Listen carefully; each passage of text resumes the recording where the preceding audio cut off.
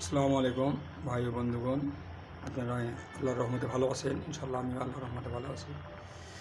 আজকের রান্না হচ্ছে খিচুড়ি, আর রাত্রে পাক হবে এলো মাছ। ফ্রিজ থেকে বের করা হয়েছে, মাছ খাবো। আল্লাহ যদি তুকদিরে রাহে, রিজিকে রাহে মাছ। আর এই খিচুড়ি পাকানো হচ্ছে। ভাই বন্ধুগণ, দোয়া রাখবেন আমাদের জন্য ইনশাল্লাহ। আলহামদুলিল্লাহ, যেন ইবাদত বন্দেগী করতে পারি, ইমান নিয়ে যেন কবরে যেতে পারি।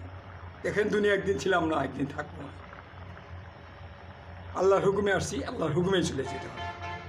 কেউ কিন্তু ইচ্ছা করে যেতে পারবে না। এই জন্যে দোয়া রাখবেন আমাদের জন্য, আমরা যেন ইমান নিয়ে কবরে যেতে পারি, এবং আপনাদের জন্য দোয়া রাখি, আপনাদের জন্য ইমান নিয়ে কবরে যেতে পারি। এই বলে আমার কথা শেষ করছি। আসসালামু আলাইকুম ওয়া রাহমাতুল্লাহি ওয়া বারাকাতুহু।